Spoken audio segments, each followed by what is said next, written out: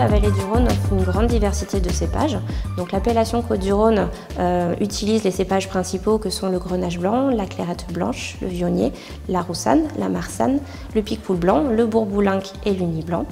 Et les appellations vallée du Rhône utilisent 14 cépages blancs, donc c'est 8 cépages précédemment cités, et 6 autres cépages qui rentrent pour certaines appellations. Donc le muscat petit grain qui rentre dans l'appellation de vin doux naturel de Baume de Venise, le macabeu, le roll, le picardant, le chardonnay et la ligotée. Les profils actuels ont été définis récemment.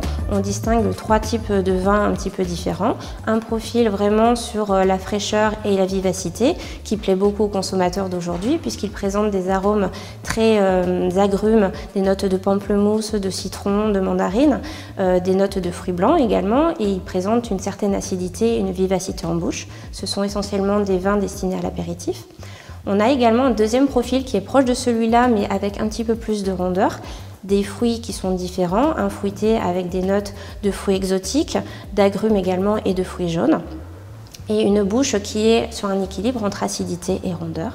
Et le troisième profil est un profil un petit peu caractéristique des vins d'élevage et de garde, où on retrouve un petit peu ces notes fruitées et une complexité apportée par l'élevage avec des notes boisées. Aujourd'hui, les consommateurs ont tendance à préférer les vins frais avec de la fraîcheur, de la vivacité, de la gourmandise, plutôt que les vins d'élevage.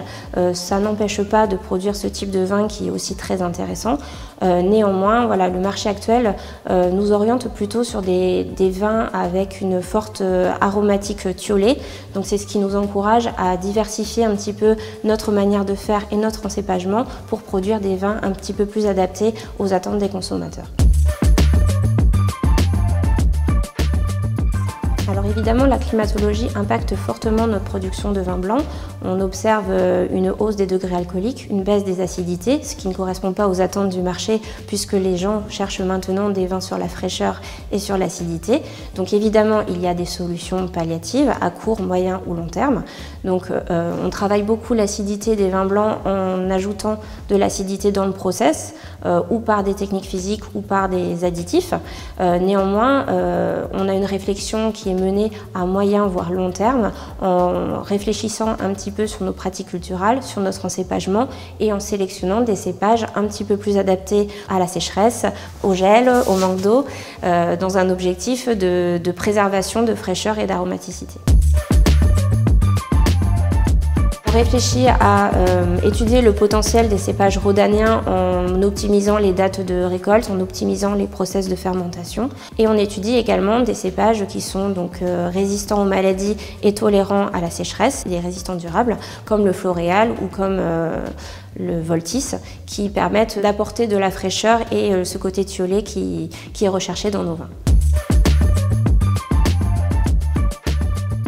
Les cahiers des charges sont amenés à bouger dans les prochaines années. Effectivement, il y a une ouverture qui est mise en place au niveau de ces cahiers des charges avec l'intégration de VIFA. Donc les VIFA, ce sont des variétés d'intérêt à des fins d'adaptation. Donc ce sont des cépages qui peuvent être intégrés à hauteur de 5% pour l'instant dans les assemblages.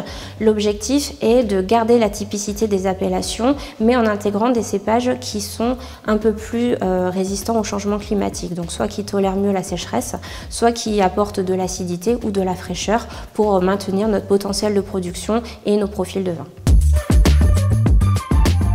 Alors les changements sont à l'initiative des différentes ODG. L'Institut rhodanien peut apporter son expertise et son accompagnement technique pour instruire les dossiers auprès de l'INAO. Donc c'est une demande qui est faite par les ODG et qui peut s'appuyer avec les compétences de l'interprofession et de l'Institut rhodanien.